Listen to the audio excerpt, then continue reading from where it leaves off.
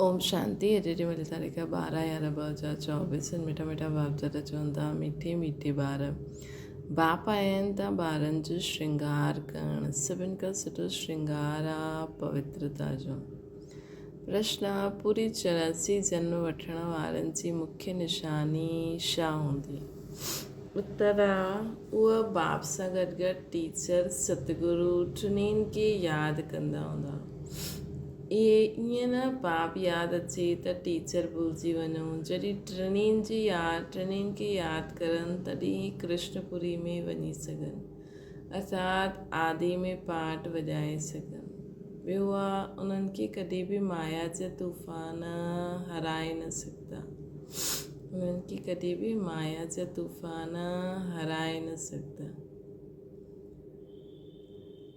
ओम शांति। बाप पहिरियों ॿारनि खे चईंदा आहिनि, इहा भूल त न वेंदा आहियो न, भुलिजी त न वेंदा आहियो कि असां बाप जे अॻियां आहियूं, टीचर जे अॻियां आहियूं, सतगुरु जे अॻियां वेठा आहियूं। बाबा न सम्झंदा कि सभु कोई हिन यादि में वेंदा आहिनि। पोइ बि बाप जो फ़र्ज़ु आहे सम्झाइणु। इहा आहे अर्थ सहित यादि करणु कि बाबा संजा बाबा बि आहिनि, बाबा संजा टीचर बि आहिनि, बाबा संजा सतगुरु बि आहिनि न। घर में बि बाप जे अॻियां कीअं ॿारु वेहींदो आहे और टीचर जे अॻियां कीअं वेहींदो आहे, सतगुरु जे अॻियां कीअं वेहींदो आहे, गुरु जे अॻियां। असांजो बाबा बेहद जो बाप बि आहे, टीचर बि आहे, बराबरि असांजो सतगुरु बि आहे जो ॿारनि खे साथ वठी वेंदा। बाप आया ई आहिनि ॿारनि जो श्रृंगार करणु। कंहिंजो? आत्माउनि जो। पवित्रता सां श्रृंगार करण ईंदा आहिनि। धन बि अथाह ॾींदा आहिनि। धन ॾींदा ई आहिनि नई दुनिया जे लाइ, जिते तव्हांखे वञिणो आहे। इहे ॿारनि खे यादि करिणो आहे। ॿार गफ़लत कंदा आहिनि त भुलिजी वेंदा आहिनि। उहो जो पूरी ख़ुशी हुजणी खपे उहो कम थी वेंदी आहे। अहिड़े बाप खे कॾहिं मिलंदा ई न आहिनि। अहिड़ो बाप त कॾहिं मिलंदो ई न।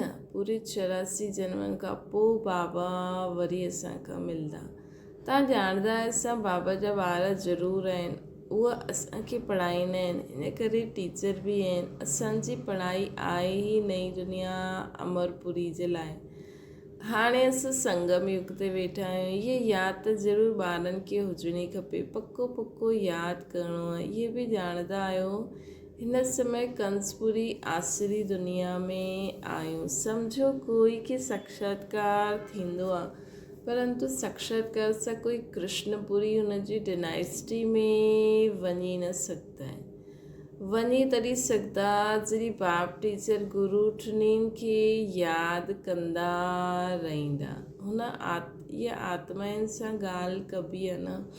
आत्मा ई चईंदी आहे, हा बाबा तव्हां त सच चईंदा आहियो। तव्हां बाप बि आहियो, पढ़ाइण वारा टीचर बि आहियो। सुप्रीम आत्मा हिन सृष्टि ते अची करे असां सभिनि खे पढ़ाईंदी आहे, असांजी पालना कंदी आहे, असांखे डायरेक्शन ॾींदी आहे। लौकिक पढ़ाई बि आत्मा ई शरीर द्वारा पढ़ाईंदी आहे, परंतु वो आत्मा बि पतित त शरीर बि पतित। दुनिया जा मनुष्य त हर ॻाल्हि पतो न आहे कि असां नरकवासी आहियूं। हाणे तव्हां सम्झंदा आहियो असां त हाणे हलूं पंहिंजे वतन में। इहो असांजो वतन न आहे, इहो रावण जो परायो वतन आहे। तव्हांजे वतन में त अथाह सुख हूंदो। हिते जा माण्हू ईअं न सम्झंदा आहिनि कि असां पराए राज्य में आहियूं।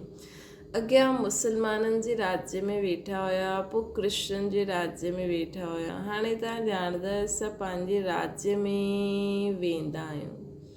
अॻियां रावण राज्य खे पंहिंजो राज्य सम्झी वेठा हुया, इहे भुलिजी विया हुया। असां पहिरियों राम राज्य में हुयासीं, पोइ 84 जन्मनि जे चकर में अचण सां रावण राज्य में दुख में अची करे पिया आहियूं।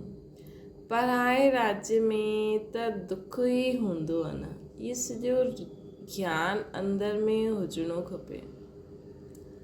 बाप त ज़रूरु यादि ईंदा, परंतु टिन्हिनि खे यादि करिणो। बाबा असांजा बाप बि आहिनि, बाबा असांजा टीचर बि आहिनि, बाबा असांजा सतगुरू बि आहिनि। इहे नॉलेज बि मनुष्य वठी सघंदा आहिनि, जानवर त न पढ़ंदा न। इहे बि तव्हां सम्झंदा आहियो, हुते कोई बैरिस्टर आदि जी पढ़ाई न हूंदी आहे। बाप हिते ई तव्हांखे मालामाल करे ॾींदा आहिनि। त सभु त राजायूं न ठहींदा न, वापार बि हलंदो हूंदो, परंतु हुते तव्हांखे अथाह धन रहंदो आहे। घाटो आदि थियण जो क़ाइदो ई न आहे। लूट मार आदि हुते हूंदी न आहे। नाम ई आहे स्वर्ग। हाणे तव्हां ॿारनि खे स्मृति आई, असां स्वर्ग में हुयासीं, पोइ पुनर्जन्म वठंदे वठंदे हेठि उतरंदा आहियूं। बाप कहानी बि उन्हनि खे ई ॿुधाईंदा आहिनि। 84 जन्म न वरिता हूंदा त माया उन्हनि खे हराए ॾींदी। इहे बि बाप सम्झाईंदा रहंदा आहिनि। माया जा तूफ़ान केतिरा वॾा तूफ़ान आहिनि। ॾाढनि खे माया हराइण जी कोशिशि कंदी आहे। अॻियां हली तव्हां ॾाढा ॾिसंदव ॿुधंदव। बाबा वटि सभिनि जा चित्र हूंदा त तव्हांखे वंड ॾेखारींदा। बाबा वटि सभिनि जा चित्र हुजनि हा त तव्हांखे वंड ॾेखारींदा। इहे फलानो एतिरो ॾींहं आयो, बाप जो ठहियो, पोइ हिनखे माया खाए वई, मरी वियो, माया सां गॾु वञी हली वियो, मिली वियो। हिते हिन समय कोई शरीर छॾंदो आहे त हिन दुनिया में अची करे जन्म वठंदो आहे। तव्हां शरीर छॾंदव त बाबा सां गॾु बेहद घर में वेंदा। हितां जो कोई शरीर छॾंदो त बि उहो बाबा जे परिवार में ई वापसि अची वेंदो आहे न। हुते मम्मा बाबा ॿार सभु आहिनि। परिवार त ईअं ई थींदो आहे न। मूल वतन में बाप ऐं भाउ आहे, ॿियो कोई संबंध न आहे। हिते बाप ऐं भाउ भेण आहिनि, पोइ वृद्धि खे पाईंदा रहंदा आहिनि। चाचा मामा आदि ॾाढा संबंध हूंदा आहिनि। हिते कलयुगी दुनिया में हिन संगम युग ते तव्हां प्रजापिता ब्रह्मा जा ठहींदा आहियो त भाउ भेण थी विया। हिते असां हिकु शिव बाबा जा ठहींदा आहियूं ब्रह्मा मां द्वारा। त हिते शिव बाप ब्रह्मा मां ऐं ब्रह्मा बि आहिनि। त असां सभु भाउ भेण थी वियासीं, भाउ ऐं भेण। शिव बाबा खे यादि कंदा आहियो त भाउ थी वेंदा आहियो। ऐं असां निराकार रूप में शिव बाबा खे यादि कंदा आहियूं त भाउ थी वेंदा आहियूं। ऐं ब्रह्मा बाबा जे तन में यादि कंदा आहियूं त भाउ भेण थी वेंदा आहियूं। इहे ॻाल्हियूं सुठी रीति यादि करणियूं आहिनि। ॾाढा ॿार भुलिजी वेंदा आहिनि। बाप त सम्झाईंदा रहंदा आहिनि। बाबा जो फ़र्ज़ु आहे ॿारनि खे सिर ते उठाइणु। तॾहिं त नमस्ते नमस्ते कंदा रहंदा आहिनि। अर्थ बि सम्झाईंदा आहिनि। भक्ति करण वारा साधु संत आदि कोई तव्हांखे जीवन मुक्ति जो रास्तो न ॿुधाईंदा आहिनि। उहे मुक्ति जे लाइ ई पुरुषार्थ कंदा रहंदा आहिनि। उहे आहिनि निवृत्ति मार्ग वारा। उहे राजयोग कीअं सिखलाईंदा। उहे त निवृत्ति मार्ग वारा आहिनि। राजयोग आहे ई प्रवृत्ति मार्ग जे लाइ। हिन राजयोग सां प्रवृत्ति मार्ग जी स्थापना थी थिए। सभी आत्मायूं पावन ठही पोइ हुते वञी कोई स्त्री जो चोलो वठंदी, कोई पुरुष जो चोलो वठंदी। हुते प्रवृत्ति मार्ग जे लाइ प्रवृत्ति मार्ग हूंदो आहे। त हाणे बाबा असांखे राजयोग सेखारीनि था प्रवृत्ति मार्ग जे लाइ। प्रजापिता ब्रह्मा खे 4 भुजायूं ॾींदा आहिनि त प्रवृत्ति मार्ग थी वियो न। हिते बाप इन्हनि खे एडॉप्ट कयो त नाम रखियो ब्रह्मा सरस्वती। ड्रामा में नूंद ॾिसो कहिड़ी आहे। वानप्रस्थ अवस्था में ई मनुष्य गुरु कंदा आहिनि 60 वर्ष जी आयु खां पोइ। हिन में बि 60 वर्ष जी आयु खां पोइ ई बाबा प्रवेश कयनि। ब्रह्मा बाबा जी 60 वर्ष जी आयु खां पोइ शिव बाबा प्रवेश कई। त बाप टीचर गुरु थी वियो न। हाणे त क़ाइदा बि बिगड़ी आहे। नंढेपन में के नंढे ॿार खे गुरु कराए ॾींदा आहिनि। इहे त आहे ई निराकार। तव्हांजी आत्मा जो इहे बाप बि ठहींदा आहिनि, टीचर सतगुरु बि ठहींदा आहिनि। निराकारी दुनिया खे चइबो आहे आत्माउनि जी दुनिया। ईअं त न चईंदा न, दुनिया ई न आहे। शांतीराम चइबो हुते सभी आत्मायूं रहंदियूं आहिनि। अगरि चवनि परमात्मा जो नाम रूप देश का न आहे त ॿार पोइ किथां ईंदा। तव्हां ॿार हाणे सम्झंदा आहियो इहे वर्ल्ड जी हिस्ट्री जोग्राफी कीअं रिपीट थींदी आहे। हिस्ट्री चैतन्य जी हूंदी आहे, जोग्राफी खे जड़ वस्तु जी चईंदासीं। तव्हांजी आत्मा ॼाणंदी आहे असां केसि ताईं राज्य कंदासीं।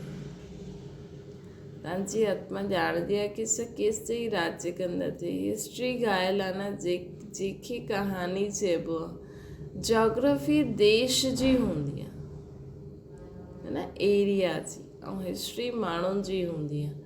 चैतन्य राज कई, जड़ त राज्य न कंदा न। केतिरो समय सां फलाणे जो राज्य हुयो। क्रिश्चन भारत ते कॾहिं खां कॾहिं ताईं राज्य कई त हिन वर्ल्ड जी हिस्ट्री जोग्राफी खे कोई ॼाणंदो ई न आहे। चईंदा आहिनि सतयुग खे त लाखों वर्ष थी विया, उन में कीअं राज्य करे करे विया, केतिरो समय राज्य कया, ये त कोई ॼाणंदो ई न आहे। इनखे चइबो आहे हिस्ट्री। आत्मा चैतन्य आहे, श्री जड़ आहे। सॼो खेल ई आहे जड़ ऐं चैतन्य जो। मनुष्य जीवन ही उत्तम घायल आहे न। आदमशुमारी बि मनुष्यनि जी गिणबी आहे, जानवरनि जी त न गिणंदासीं न। सॼो खेल ई ताते आहे। हिस्ट्री जोग्राफी बि तव्हां ॿुधंदा आहियो। बाप इन्हनि में अची करे तव्हांखे सभु ॻाल्हियूं सम्झाईंदा आहिनि। इनखे चइबो आहे बेहद जी हिस्ट्री जोग्राफी। ये नॉलेज न हुजण जे कारण त केतिरा बेसम्झ थी विया आहियो न। ये नॉलेज न हुजण जे कारण तव्हां केॾा बेसम्झ थी विया आहियो। त इहा नॉलेज असांखे हुजणी खपे, तॾहिं असां एॾो समझदार ठहींदासीं। ॾिसो, हिन नॉलेज खे सम्झण सां माण्हू विश्व जो महाराजा महारानी ठहींदो आहे। उहा किताबी पढ़ाई पढ़ी करे माण्हू बसि हिकु स्टेट, हिकु देश जो प्राइम मिनिस्टर, प्रेसिडेंट ठही सघंदो आहे। उहो बि अॼु आहे, कल्ह न आहे। त बाबा चईंदा आहिनि, ॾिसो, हिन पढ़ाई सां तव्हां पूरे विश्व जा मालिक ठही सघंदा आहियो। केॾो उच्च पद पाए सघंदा आहियो न। इहे नॉलेज न हुजण जे कारण माण्हू बेसम्झ थी वेंदा आहिनि। मनुष्य थी करे दुनिया जी हिस्ट्री जोग्राफी खे न ॼाणनि त उहो मनुष्य छा कम जा। हाणे बाप द्वारा तव्हां वर्ल्ड जी हिस्ट्री जोग्राफी ॿुधो था। इहे पढ़ाई केतिरी सुठी आहे। केरु पढ़ाईंदा आहिनि? बाप ही उच्च ते उच्च पद दिलाईंदा आहिनि। इन लक्ष्मी नारायण जो ॿियो ऐं जो उन्हनि सां गॾु स्वर्ग में रहंदा, उन्हनि जो उच्च ते उच्च पद हूंदो। मतिलबु ॾिसो, हुतां जो दासी हितां जी करोड़पति खां वॾो आहे। हिन लक्ष्मी नारायण जो ऐं जो हिननि सां गॾु स्वर्ग में रहंदा, उन्हनि जा केॾो उच्च पद हूंदो। हुते बैरिस्टरी आदि त कंदा ई न। हुते त सिर्फ़ु सिखणो आहे। हुनर न सिखे त मकान आदि कीअं ठाहे। हिकु ॿ खे हुनर सिखलाईंदा आहिनि, न त हेतिरा मकान आदि कीअं ठाहींदो। आपे ई त न ठही वेंदा न। इहे सभु राज हाणे तव्हां ॿारनि जी बुद्धि में नंबरवार पुरुषार्थ अनुसार आहे। तव्हां ॼाणंदा आहियो, इहे चकर फिरंदो ई रहंदो आहे। एतिरो समय असां राज्य कंदा हुआसीं, पोइ रावण जे राज्य में ईंदा आहियूं। दुनिया खे इन ॻाल्हियुनि जो पतो ई न आहे की असां रावण राज्य में आहियूं। चईंदा आहिनि असांखे बाबा रावण जे राज्य सां लिबरेट करो। भारतवासी क्रिश्चन राज्य सां पंहिंजे खे लिबरेट कई। हाणे पोइ चईंदा आहिनि गॉड फादर असांखे लिबरेट करो। स्मृति ईंदी आहे न। कोई बि इहे न ॼाणंदा आहिनि की ईअं छो चईंदा आहिनि की असांखे लिबरेट करो, कंहिंखां छुड़ायो असांखे। हाणे तव्हां सम्झो आहे सॼी सृष्टि ते रावण राज्य आहे। सभु चईंदा आहिनि राम राज्य खपे, त लिबरेट केरु कंदो? सम्झंदा आहिनि गॉड फादर लिबरेट करे, गॉड करे गाइड ठही मथे वठी हलंदा आहिनि। है न। दुनिया में माण्हू सम्झंदा आहिनि गॉड फादर असांखे लिबरेट करे गाइड ठही मथे वठी हलंदा आहिनि, लेकिन कंहिंसां लिबरेट कंदा आहिनि इहे उन्हनि खे न पतो आहे। हिन भारतवासियुनि खे एतिरो अक़ुल ई न आहे कि कंहिंसां लिबरेट कंदा आहिनि। इहे बिल्कुलु तमो प्रधान आहे। उहो न एतिरो दुख ठाहींदा आहिनि न सुख पाईंदा आहिनि। भारतवासी सभिनि खां सुखी ठाहींदा आहिनि त दुखी बि ठाहींदा आहिनि। हिसाबु आहे न हाणे केतिरो दुख आहे। जो रिलीजियस माइंडेड आहिनि उहे यादि कंदा आहिनि ओ गॉड फादर लिबरेटर। जो रिलीजियस माइंडेड आहिनि उहे यादि कंदा आहिनि। तव्हांजी बि दिलि में आहे बाबा अची करे असांखे असांजा दुख हरो सुखधाम में वठी हलो। उहो त चईंदा आहिनि शांतीधाम वठी हलो, तव्हां चईंदा शांतीधाम सुखधाम में वठी हलो। हाणे बाप आयल आहिनि त ॾाढी ख़ुशी थियणी खपे। भक्ति मार्ग में कनरस केतिरो आहे, उन में रियल ॻाल्हि कुझु बि न आहे। हिकदमि अटे में जीअं नमक मिसल। चंडिका देवी जो बि मेलो लॻंदो आहे। हाणे चंडियुनि जो पोइ मेलो छो लॻंदो आहे? चंडी कंहिंखे चइबो आहे? बाबा ॿुधाईंदा आहिनि चंडाल जो जनम बि हितां जो ई वठंदा आहिनि। चंडाल जो जनम बि हितां वारा ई वठंदा आहिनि। हिते रही करे मतिलबु बाबा जे ज्ञान में रहण वारनि खे ई चंडाल जो जनम बि मिलंदो आहे। हिते रही करे खाई पी कुझु ॾेई पोइ चईंदा आहिनि असांजो ॾिनो उहो असांखे ॾियो। असां हाणे न मञंदा आहियूं हिन ज्ञान खे। संशय पइजी वेंदो आहे त उहे छा वञी करे ठहींदा। अहिड़ी चंडिकाउनि जो बि मेलो लॻंदो आहे। पोइ बि सतयुग जी त ठहींदा न, कुझु समय बि मददगार त ठहिया त स्वर्ग में अची वेंदा। छो जो हिकु बार कीअं बाबा खे बाबा चयो ऐं बाबा जे ज्ञान खे कंहिंखे ॿुधाई त उहो मददगार थी वेंदा आहिनि न, त उन्हनि खे बाबा खे ॾियणो पवंदो आहे। उहो भक्त माण्हू त ॼाणंदा न आहिनि।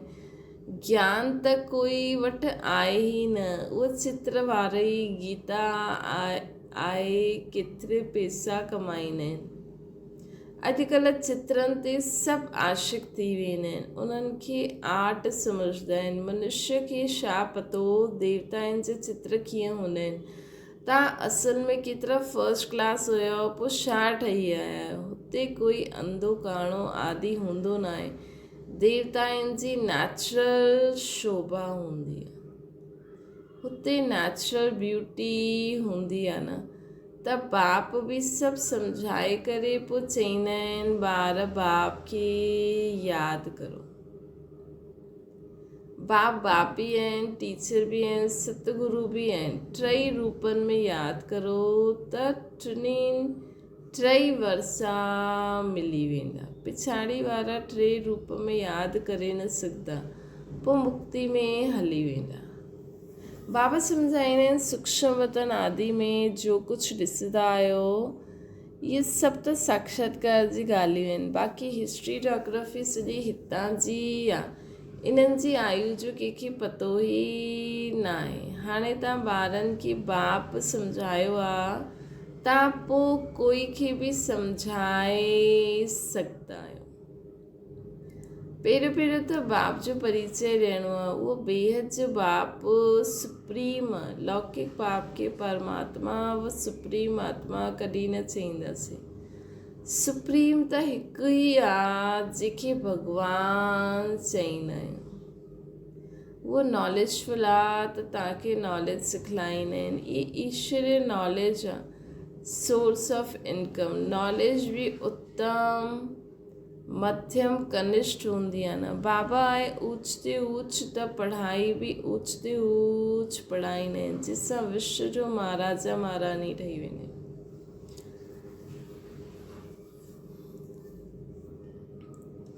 बाबा चईंदा आहिनि कि मर्तबो बि ऊच आहे। हिस्ट्री जोग्राफी त झटि ॼाणे वेंदा आहिनि। बाक़ी याची यात्रा में युद्ध हलंदी आहे। इन में तव्हां हारदा आहियो त नॉलेज में बि तव्हां हारदी वेंदा आहियो। हारी करे पोइ भागंती थी वेंदा आहिनि त नॉलेज में बि भागंती थी वेंदा आहिनि। पोइ जीअं जा उअं ई ठही वेंदा आहिनि। ॿियो ई उन्हनि सां बि बदतर थी वेंदा आहिनि। बाबा जे अॻियां चलण सां देह अभिमान झटि प्रसिद्ध थी वेंदो आहे। ब्राह्मणनि जी माला बि आहे, परंतु कईअनि खे पतो ई न आहे कि असां कीअं नंबरवार हिते वियूं। देह अभिमान आहे न, निश्चय वारनि खे ज़रूरु अपार ख़ुशी थींदी आहे। कंहिंखे निश्चय आहे असां इहे शरीर छॾे प्रिंस ठहींदासीं, त सभिनि हथ उठायूं कि हा असां सभु इहे शरीर छॾे करे वञी करे प्रिंस ठहींदासीं। ॿारनि खे एतिरी ख़ुशी रहंदी आहे न। तव्हां सभिनि में त पूरा दैवी गुण हुजणा खपनि।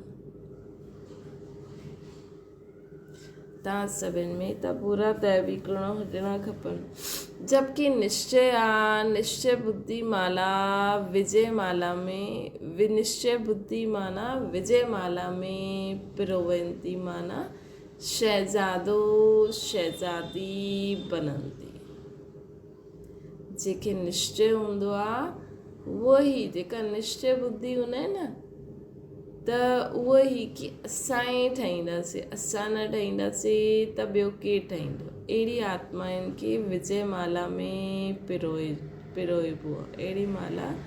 अहिड़ी आत्माऊं विजय माला में पिरोवंती अर्थात शहज़ादो शहज़ादी ठहनि थी बनंती। हिकु ॾींहुं ज़रूरु ईंदो जो फॉरनर सभिनि खां जास्ती आबू में ईंदा, सभु तीर्थ यात्रा आदि छॾे ॾींदा।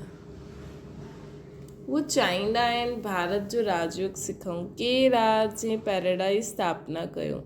पुरुषार्थ कबो आहे न। कल्प पहिरियों बि इहे थियो हुयो ऐं थींदो त ज़रूरु म्यूज़ियम ठही वेंदा। कल्प पहिरियों बि इहे थियो हूंदो त ज़रूरु म्यूज़ियम ठही वेंदो न। सम्झाइणो आहे अहिड़ी प्रदर्शनी हमेशह जे लाइ लॻाइणी खपे। 4-5 वर्ष जे लाइ लीज़ ते मकान वठी करे लॻाए सघंदा आहियो। असां भारत जी ई सेवा कंदा आहियूं सुखधाम ठाहिण जे लाइ। इन में ॾाढनि जो कल्याण थींदो है न। नशे छो चइणो आहे कि असां पवित्र रहूं था, असां दैवी गुण धारण करूं था, असां अहिड़ो जीवन जीऊं था ताकि दुनिया स्वर्ग थी वञे, सुखधाम थी वञे। इन में ॾाढनि जो कल्याण थींदो। अच्छा, मीठे मीठे सिकिल ते ॿारनि प्रति माता पिता बाप दादा जो यादि प्यार ऐं गुड मॉर्निंग। रूहानी बाप जी सभिनि रूहानियुनि ॿारनि खे नमस्ते। असांजी बि रूहानी माता पिता बाप दादा खे यादि प्यार गुड मॉर्निंग ऐं नमस्ते। धारणा जे लाइ मुख्य सार अपार ख़ुशी में रहण लाइ सदा स्मृति रहे। स्वयं बाप असांजो श्रृंगार था करनि। उहा असांखे अथाह धन ॾींदा आहिनि। असां नई दुनिया अमरपुरी जे लाइ पढ़ूं था। ॿियो आहे विजय माला में पिरोइण लाइ निश्चय बुद्धि ठही दैवी गुण धारण करणा आहिनि। जो ॾिनो उनखे वापसि वठण जो संकल्प ई न अचे। असांखे पतो ई न आहे असां छा ॾिनो। संशय बुद्धि ठही पंहिंजो पद न गवाइणो आहे। वरदान क्रोधी आत्मा खे रहम जी शीतल जल द्वारा गुणदान ॾियण वारा वरदानी आत्मा ठहो। बाबा चवनि था तव्हांजे साम्हूं कोई क्रोधी अग्नि में जलंदो उहो अचे, तव्हांखे गाली ॾे, निंदा करे, त अहिड़ी आत्माउनि खे बि पंहिंजी शुभ भावना शुभकामना द्वारा वृत्ति द्वारा स्थिति द्वारा गुणदान या सहनशीलता जी शक्ति जो वरदान ॾियो। तव्हांजे साम्हूं कोई क्रोधी अग्नि में जलंदो उहो अचे, तव्हांखे गारियूं ॾे, तव्हांजी निंदा करे, त अहिड़ी आत्मा खे बि पंहिंजी शुभ भावना शुभकामना द्वारा वृत्ति द्वारा स्थिति द्वारा गुणदान या सहनशीलता जी शक्ति जो वरदान ॾियो। कॾहिं ॾेई सघंदासीं जॾहिं असां में हूंदो। क्रोधी आत्मा त परवश आहे। अहिड़ी परवश आत्मा खे रहम जी शीतल जल द्वारा शांत करे ॾियो। इहे तव्हां वरदानी आत्मा जो कर्तव्य आहे न। क्रोध मतिलबु ॿिए जे वश में, त त उन्हनि खे सॼे शांति करिणो आहे। इहो संजो कर्तव्य आहे। चैतन्य में जॾहिं तव्हां में अहिड़ा संस्कार भरंदा तॾहिं त जड़ चित्र द्वारा भक्तनि खे बि वरदान मिलंदा न।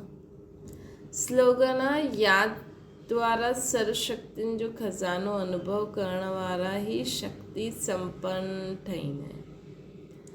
याद द्वारा सर्वशक्तियुनि जो खज़ानो अनुभव करण वारा ई बाबा खे यादि करे जो असांखे शक्तियूं मिलियूं आहिनि उन्हनि खे जॾहिं असां अनुभव कंदासीं तॾहिं ई शक्ति संपन्न ठहींदासीं। याद द्वारा सर्वशक्तियुनि जो खज़ानो अनुभव करण वारा ई शक्ति संपन्न ठहींदा आहिनि। अच्छा, ओम शांति। बाबा खे यादि करो।